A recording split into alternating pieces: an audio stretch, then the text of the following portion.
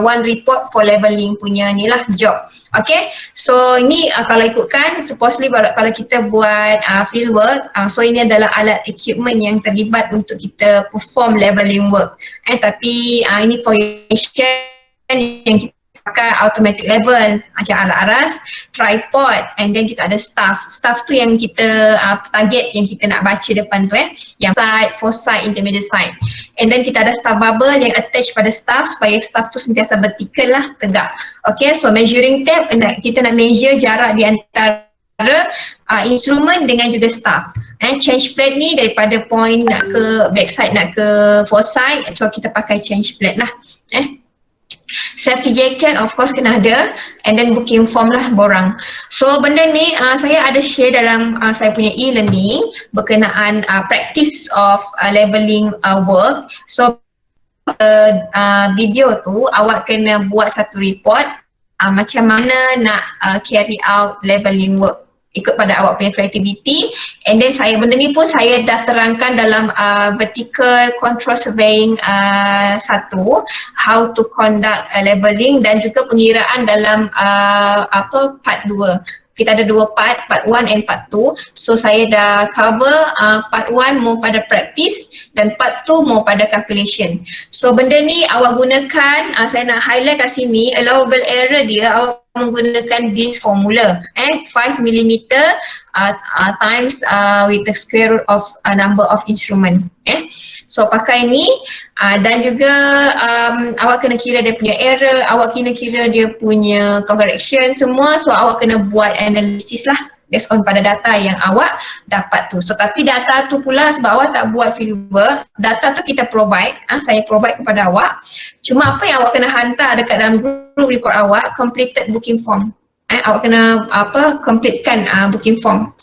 And then awak kena analyze, awak kena buat calculation, awak kena buat working site ni tak perlulah sebab kita tak ada site. Kita buat working method how to conduct leveling, and then ada result dia sebab kita ada data, so supposedly awak ada result dan awak kena tahu apa objective for this project number 2. And then awak kena buat analysis dengan conclusion, apa yang awak dapat and reflect pada objective, is it achieve or not. Lepas tu awak punya calculation okay ke tidak, so awak kena analyze dan awak kena concludekan all the point macam objektif, and then dia punya calculation dan juga dia punya analisis. So masukkanlah sikit image semua, diagram dengan tables, dan kena explain lah how to use automatic level and obtaining result ni. So benda ni kita based on pada video yang saya bagi pada awak. So ni saya extendkan lah kepada 4 Julai. Saturday ni cuti kan, kita buat Sunday lah. Okay, boleh So submission adalah 4 Julai. Masa during kita punya final exam week kot rasanya. So saya bagi awak hantar pada bulan Julai. Okay, boleh? So kat sini adalah prosedur untuk leveling. Ni tapi jangan tiru sebiji macam ni. Awak kena ikut kreativiti awak macam mana nak produce report yang yang detail compare to this handout yang saya berikan kepada awak.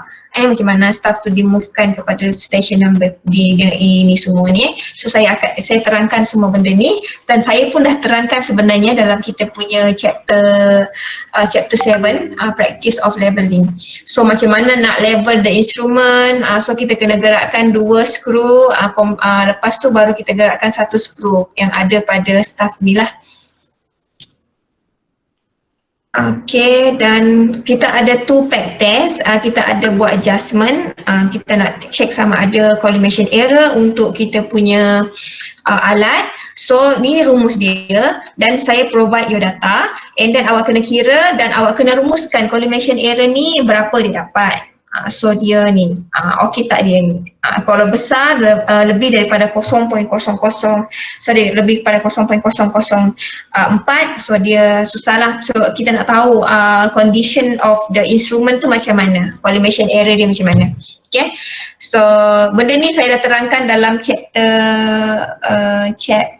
7 dan 8 juga macam mana nak kira benda ni. So ini adalah data. data kita saya berikan dua data, so awak kena kira dua-dua data ni lah. So kita provide data dan awak kena kira dan awak kena analyse data tu dan kita buat dan awak kena buat conclusion. Okay, clear tak untuk ni? Nanti saya akan berikan awak handout ni. Boleh? Boleh kelas? Boleh doktor. Boleh doktor. Oh hantar saya bagi awak dalam masa sebulan lah, sebulan lebih sikit lah Okey doktor. Okay, so kita masuk kepada chapter 9.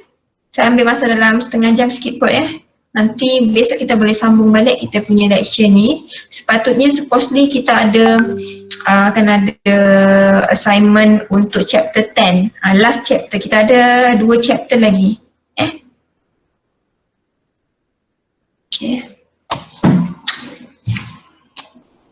So apa kita nak cover untuk this topic adalah berkenaan, sekejap saya kena ada pen-pen juga ni kat sini. So saya nak awak faham what is konsep untuk plan dengan map. Map dia lain dan map plan ni lain, peta tu lain. Okay, plan and map. So objektif dia untuk understand the concept ni, awak kena faham the types of map and scale. Ada jenis-jenis map dengan scale dia sendiri dan define different between plan and map sebab dia berbeza. Plan ni berbeza dengan map.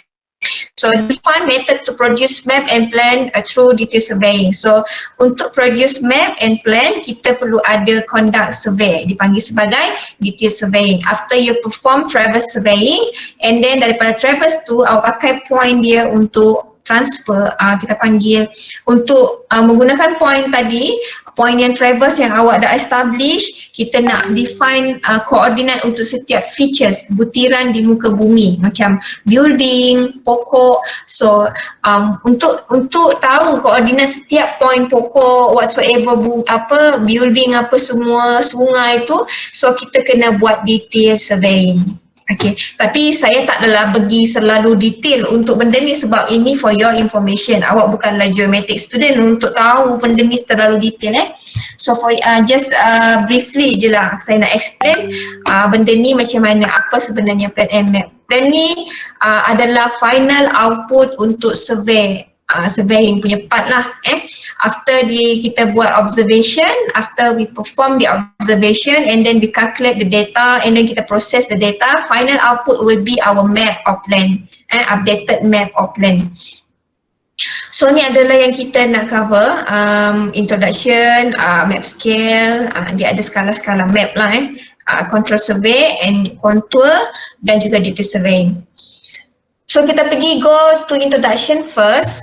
Introduction untuk mapping survey, ukur pemetaan, dalam bahasa Melayu dia dipanggil sebagai ukur pemetaan, adalah kita nak to determine the location of natural or artificial, macam yang man-made features lah. Yang ini ni lebih kepada man-made features macam building, road. Kita nak define, kita nak determine, kita nak tentukan kedudukan natural. Sebab kalau kita tengok natural features ni macam river, lakes, kalau kita tengok dekat mata kasar kita, based on pada kita punya mata ni, kita nampak macam tu. Tapi untuk menterjemahkan, nak kita present earth surface kita ni adalah di atas kertas ataupun peta. Sekarang ni dia pakai soft copy.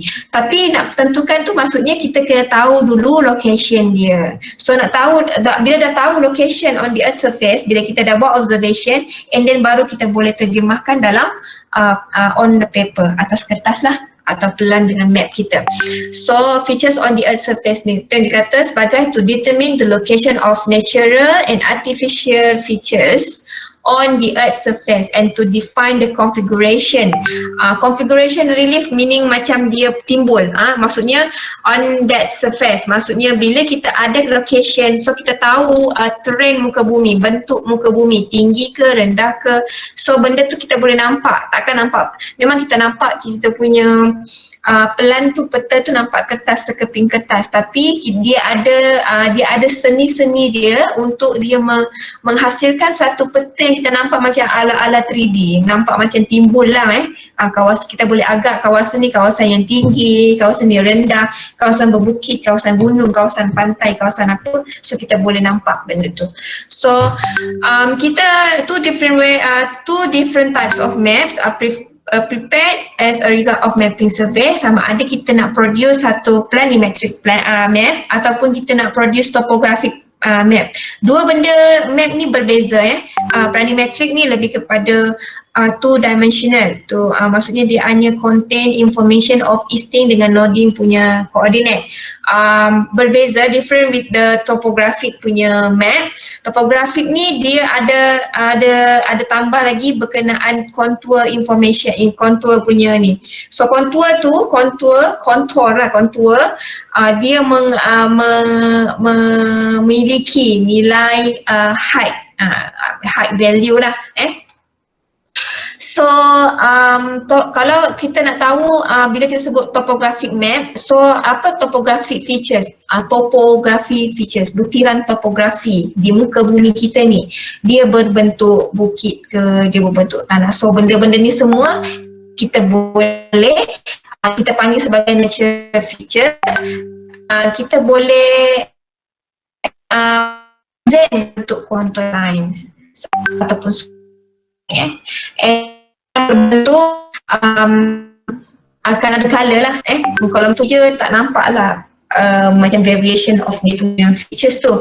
Kalau nampak laut ni colour biru kan, so dia waktu ada maksud dia tertentu lah. Kalau kuning mungkin kawasan yang vegetation industrial ke, so benda tu dibezakan based on pada colour.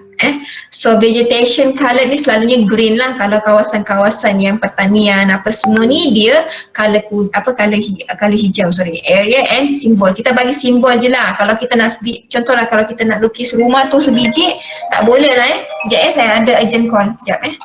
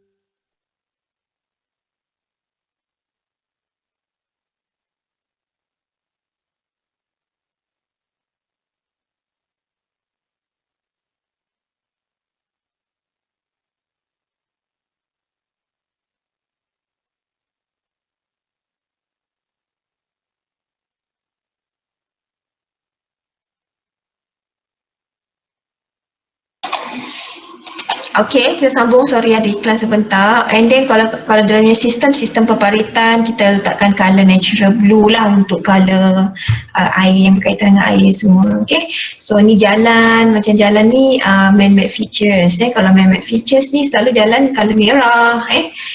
So benda building, so dia ada kita nampak macam cultural significant, kita nampak kawasan ni lebih kepada perindustrian, kawasan ni lebih kepada pembangunan perumahan. So daripada peta ni boleh kita nampak sebenarnya kategori-kategori location ni lebih kepada pengkilangan ke, perindustrian ke, more on kawasan macam vegetation ke. Kalau nampak kat sini ni kan, hijau je, dia macam vegetation ke, banyak nampak rumput je kan. Banyak nampak macam tanaman semua. Okay, so all of these are illustration area outline, sama ada dia macam garis-garis je. Tengok pada scale map tu. Kalau kita nak lukis sebiji macam rumah ni, contohnya simbol ni, kita kena contohlah dalam ikut ini semuanya berdasarkan pandangan atas sebab dia pun 2D. So kalau kita nak lukis biji macam rumah yang kita nampak 3D tu, itu tak boleh lah macam soft copy dapat lah. Tapi kalau kita present benda ni on paper di atas kertas, so dia akan jadi macam ni lah. Macam awak lenyekkan, nampak jadi macam ni. Okay, boleh faham ke setakat ni? Boleh? Okay. Boleh Dr. Okay. Boleh ke? Okay, kalau planimetric features pula, planimetric, apa planimetric tu adalah natural and cultural. Okay, dia tak kisah natural and cultural ataupun man-made features ni, tapi dia present benda ni dalam bentuk X and Y coordinate. X and Y lah, isting and loading. Objection called planimetric features. Selalunya benda-benda ni macam cadastre, awak punya plan, certified plan tu, yang awak tengok tu dia memang planimetric sebab dia ada contain horizontal position sahaja. Compare to this map, kalau this map kita tunjukkan kontur ni, maksudnya dia ada nilai, adalah nampak show dia punya height information. Kalau macam ni memang 2D je lah, nampak peta je kan. So line map ni lack of elevation features. Line map dia ni tak ada pun information elevation tu height lah. Tak tertunjukkan, nampak tak ada kontur. So dia ni selalunya macam awak punya lot-lot tanah ni biasa planimetric sajalah. Dia mau pada horizontal position. So mapping survey kita kalau nak buat topografik, kalau topografik ni dia maksudnya macam ni, kalau yang ayat ni bermaksud planimetric features addition configuration of the earth surface, maksudnya dalam topografi ni features. Tapi dalam features tak ada elemen topografi. Tapi kalau dalam topografi dia ada planimetric dan dia ada high image, sebab planimetric features ni contain dengan Y coordinate. Topografi ni dia ada X, Y dan height. Subset kepada topografik lah maksudnya planimetric ni subset kepada topografik. Kalau nampak bila dah ada nilai kontur, bila kita dah depth, selalu kita produce menggunakan software, dia akan nampak timbul macam ni. Nampaklah kawasan ni, ni kawasan tinggi dan kawasan rendah. Jenis yang berbukit, gunung ganang. So kita boleh nampak so nampak dia timbul macam ni. Okay, so ini yang plan. Plan yang dia boleh juga jadi kalau dalam on paper di atas kertas dia buat plan ataupun map, dia boleh jadi 2D tapi nampaknya ada kontur kan. So still lagi kita tak panggil 3D, kita panggil 2D tapi dia ada contour information. Maksudnya pada nilai ni dia ada keluarkan nilai ketinggian. So kita boleh nampak ketinggian 30, kat sini 20, so kita nampak sini lagi tinggi compare to this area. Sampai nampak So dalam mapping dia ada beberapa elemen yang perlu need to be considered. Pertama adalah relief. Relief ni macam dia macam anjakan timbul. Macam ni lah relief ni macam ni. Shown on map by using various convention and procedure. Dia ada beberapa prosedur tapi awak tak perlu tahu apa prosedur dia. Selalunya orang geometrik dia akan ambil dalam course kartografi dalam menghasilkan peta. Tak perlu tahu pun. Awak for your information dalam mapping dia ada relief. Timbul. Ada macam timbulan macam ni lah, nampak timbul tinggi kawasan rendah. So for topographic map, contour are most commonly used. Dalam topographic map macam ni, ini topographic map Ini topographic map, dia ada contour untuk menunjukkan kawasan yang tinggi dan kawasan yang rendah, bukan terrain muka bumi, bentuk muka bumi. Preferred by surveyor dengan engineer, selalunya digunakan oleh surveyor dan juga engineer. Diorang kan selalu bawa kertas, kalau nampak gulung-gulung kertas yang dia dekat tangan pegang kan, itu adalah plan dia orang tu ada benda ni. Dia boleh tengok kawasan yang tinggi dan rendah semua dalam muka bumi. And then dia kena ada digital elevation model. Kita produce digital elevation model ni untuk kita menghasilkan 3-dimensional model. Maksudnya dia boleh nampak dalam bentuk 3D. Ini adalah metod yang latest, kaedah yang latest dalam menghasilkan peta 3D yang hasilkan menggunakan by komputer. Painting, relief. Color, shading, painting semua ni adalah elemen yang digunakan dalam kita menghasilkan benda ni. Color ni, orange ni kawasan tinggi, biru ni kawasan air, biru muda sikit ni kawasan landai dekat kawasan Tanjung. So shading, dia ada shading elemen. Kalau dulu orang buat pakai konvensional, pakai professional punya ni, person dia akan lukis sendirilah, buat shading dia, hatches ni macam shading lebih kurang jugalah, tapi dia nampak macam macam upkan daripada shading. Color dia colorkan, so gelapkan sikit kawasan tinggi, kurangkan sikit color kawasan rendah, so nampak benda tu timbul, dan relief macam timbul. So kita ada beberapa metod untuk kita buat ukur pemetaan. Either kita nak pakai aerial photogrammetry menggunakan drone. Kawasan drone ni lagi murah compare di LiDAR. LiDAR ni lagi detail lah dia punya feature kalau kita pakai. LiDAR ni macam sensor yang di-attach kepada airborne. Airborne tu kapal terbang. Kita boleh fly kapal terbang tu, and then kita boleh dapat image. Daripada image tu kita boleh proses dan kita boleh hasilkan peta.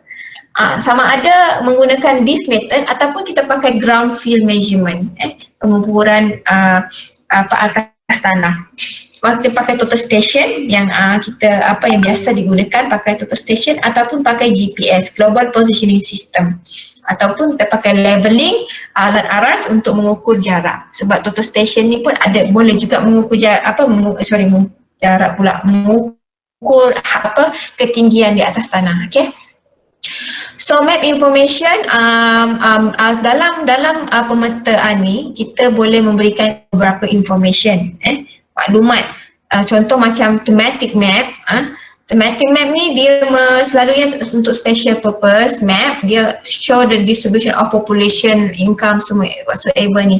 So based on pada map, kalau perasan population, kita boleh lukis satu map, contoh peta Malaysia kan.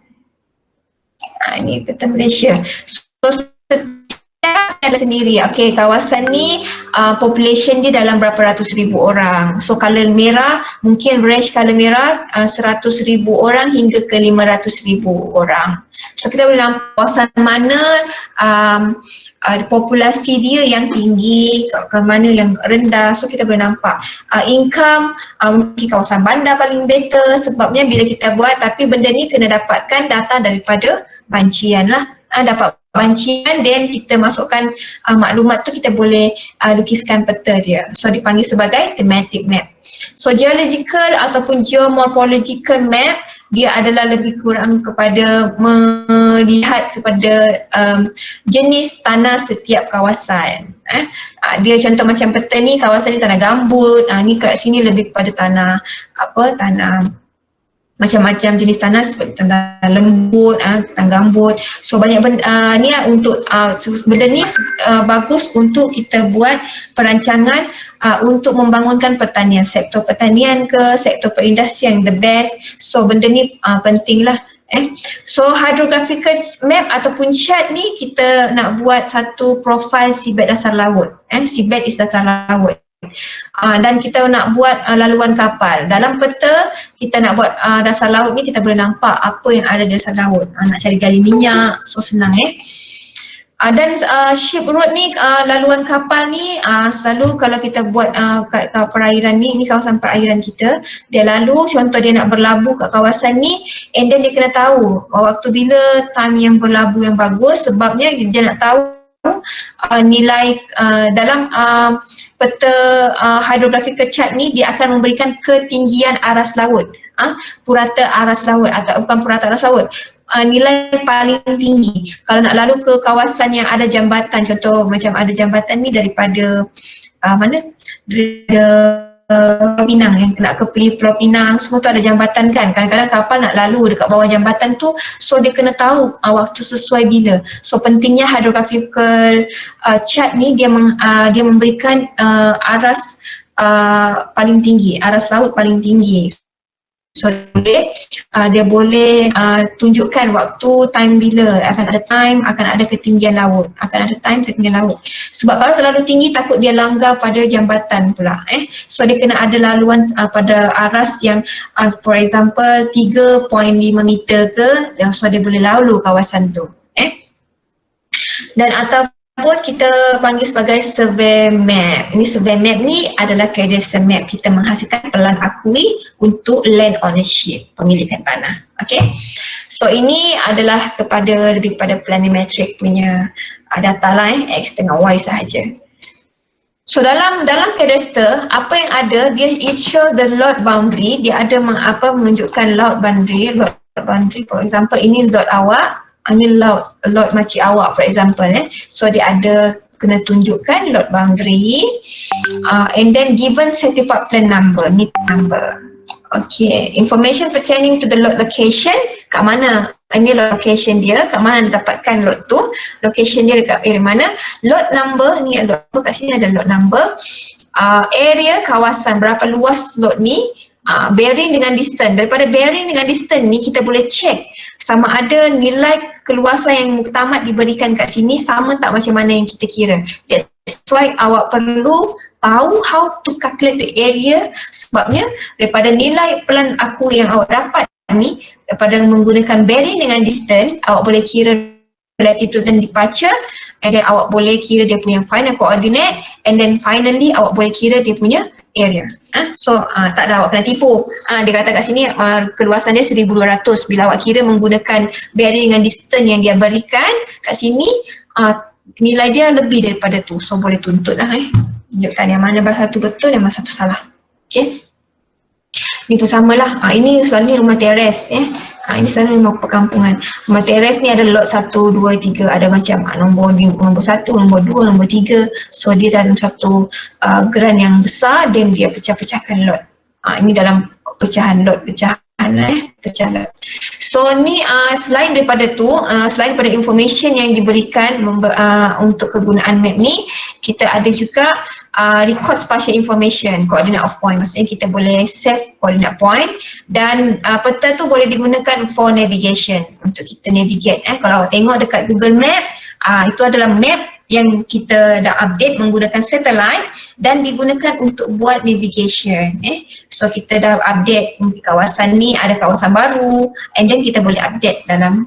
Sebab itulah kerja dia, orang ukur ni kerja dia menghasilkan map tu for updating information.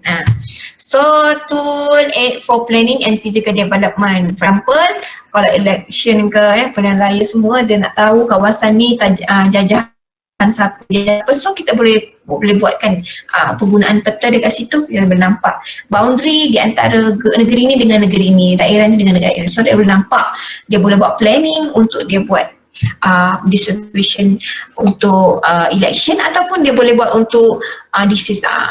Okay. Macam COVID ni kita nampak kalau nampak taburan harian, diorang boleh update kawasan ni merah, kawasan ni kuning, kawasan ni hijau, so kita boleh nampak distribution dia.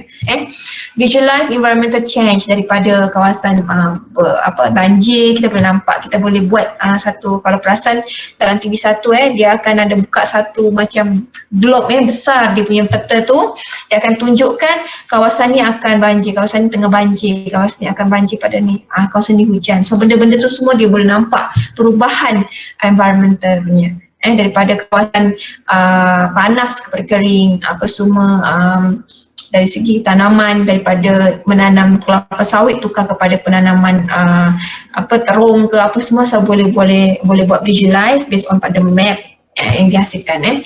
So pattern study buat population lah. Pattern study ni kita buat population, tak kisahlah population apa, income ke, rakyat ke berapa orang, so kita boleh buat population based on pada map yang kita hasilkan.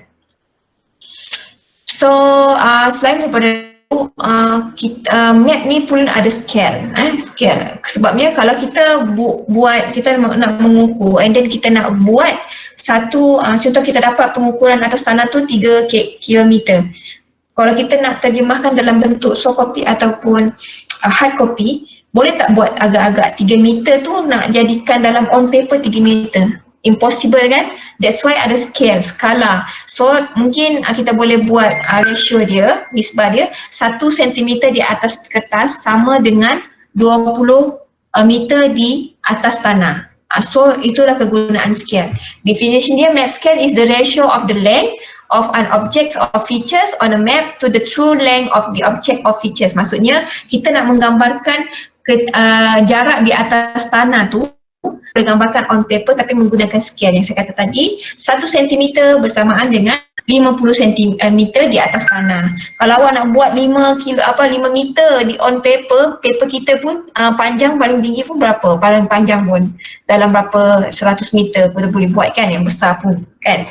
So nampak impossible. So nak melukis benda tu, so kita buat scale.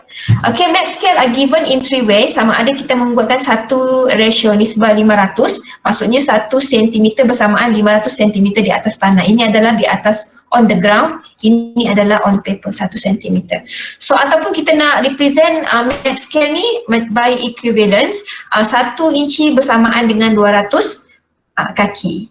1 mm di atas, ini atas kertas ya, jangan buat ini di atas tanah. Ini atas kertas, ini yang real punya features on the ground, maksudnya 50 meter. 1 mm di atas kertas sama dengan 50 meter di atas tanah.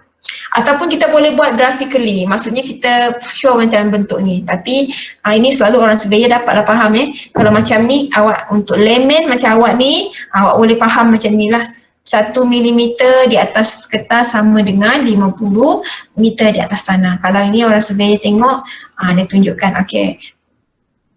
Ini 200 batu, okey, 1 cm bersamaan dengan 200 batu. Okey, macam tu. So for example yang ni, a horizontal plane having a scale 1:50 indicate that for a line AB. Okay, so the situation dia, jika garis AB ni kita ukur di atas kertas adalah 145.6 mm on the plane, di atas kertas on the plane, then horizontal ground length dia based on pada this scale, awak kena darabkan dengan 50, awak akan dapat 7.280 meter. Maksudnya 145.6 mm awak darabkan dengan 50 meter, awak akan dapat 7.280 meter. Dapat tak kira? Cuba kira.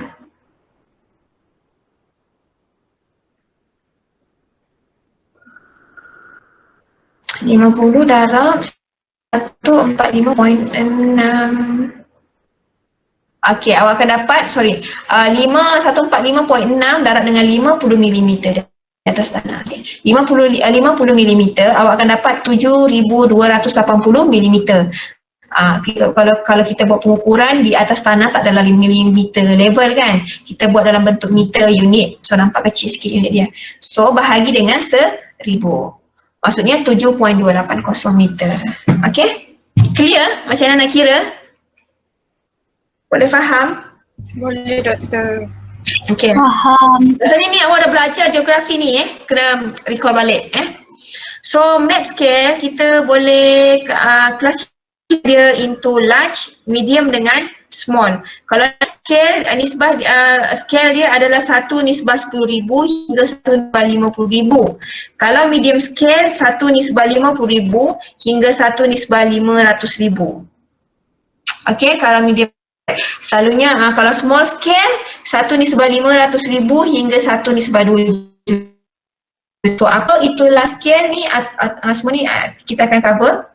So kalau small scale, dia selalunya kita nak menghasilkan satu kawasan yang sangat luas macam peta Malaysia, satu negara kita menghasilkan. For example, kalau peta Malaysia ni ada Laut Cina Selatan semua sini, so ni adalah 1:2 juta. Ini small scale. Small scale dia meliputi kawasan yang sangat luas macam satu negara. Okey. Kalau medium scale pula dia macam satu negeri. So dia medium scale 1:50,000 hingga 1:500,000. So scale untuk peta ni for example adalah 1/500,000. Okay, so dia nampak kecil kan kat sini, dia punya simbol semua tak nampak. Bila kita zoom baru kita akan nampak skala besar dia, nampak clear lah, macam Google Map lah. Bila zoom out awak nampak kecil kan, bila awak zoom out bila awak zoom in awak nampak besar. Okay, so last scale adalah 1:10,000 hingga 1:50,000. Last scale ni juga kita boleh anggap sebab kita boleh boleh anggap dia sebagai plan. Plan kita selalu engineering plan, apa semua plan tu dia punya ni 1:500, 1:1000 dan pernah juga boleh sampai 1:50,000 bergantung pada kawasan yang dia nak cover. For example, wilayah persekutuan, the whole wilayah persekutuan ni dia punya nisbah 1:10,000. Kalau kita nak ambil per UTM, satu UTM mungkin 1:10,000 ke 2,000 pada kawasan. Lagi kecil sekali dia. Tapi dia kalau nilai dia dalam lingkungan nisbah 10,000 ke 50,000 lagi dianggap sebagai peta berskala besar, large scale. Boleh teruskan lagi ke? Nak stop? Kita sambung besok. Awak boleh fokus untuk awak punya ni lah, awak punya, ya? Saya tahu semua dah tepu, okey, tak apa. Sebab saya pun hari ni, saya nak rehat dulu. Okey? Boleh Doktor. So, kita continue tomorrow control survey for mapping. Boleh? Okey, boleh Doktor. Boleh Doktor. Okay, so nanti hantar malam ni malas. Okey. Okay, Doktor. Okey Doktor. Sebelum 11:09 malam. Okey. Okey? Okey. Okay, Doktor. Okay. Bye. Terima kasih, Doktor. Thank you, Terima kasih Doktor. Thank you, Doktor. Terima kasih Doktor. Terima kasih, Doktor. Okay, welcome. Thank you, Doktor. Okay.